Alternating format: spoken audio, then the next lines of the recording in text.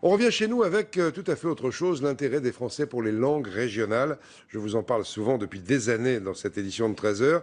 Eh bien, la charte européenne des langues régionales sera débattue officiellement à l'Assemblée le 22 janvier. Pour l'appliquer, il faudra changer la Constitution. Dans beaucoup de régions, on y est très attaché. On en parlera d'ailleurs toute la semaine avec une première étape aujourd'hui en Corse. La quasi-totalité des élèves du primaire suit un enseignement en langue corse. On la parle beaucoup, bien sûr, sur l'île de Beauté, entre Coro en Corse du Sud et Furiani en Haute-Corse. Patrice Roubaud et Marion Fiamme.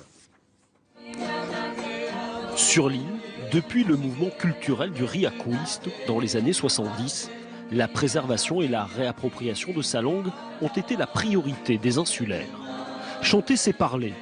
Alors, depuis 22 ans, Antoine, suivant ce précepte, anime dans son lycée A Scola di Canta di Montesoro. C'est passionnant si le gens parler dans un cours avec la grammaire, l'orthographe. Quelquefois c'est un peu rébarbatif, mais là quand il y a la musique derrière, c'est plus joyeux, c'est plus ludique.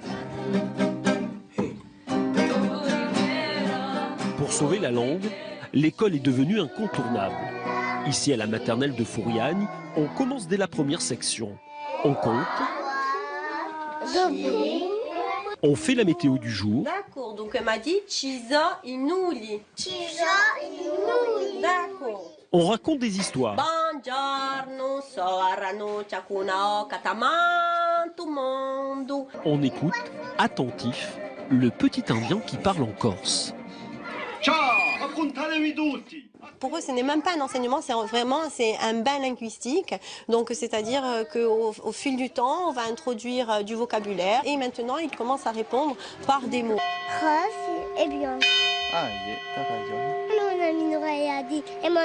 Sans transmission familiale, la langue ne peut prendre son envol. Jean-Simon et son fils Carl-André, à 3 ans, conversent naturellement.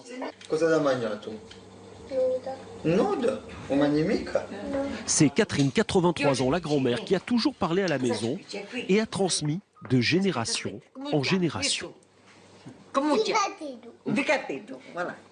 J'espère qu'il fera de même avec ses enfants, qu'il sera là pour transmettre sa langue, sa culture, parce que finalement, c'est ce qui fait notre richesse aussi en Corse, c'est qu'on a une identité forte avec une langue, une culture. Aujourd'hui, la jeunesse insulaire demande la co-officialité du corse avec le français, en manifestant. Car perdre sa langue, c'est perdre son histoire et peut-être une partie de son âme.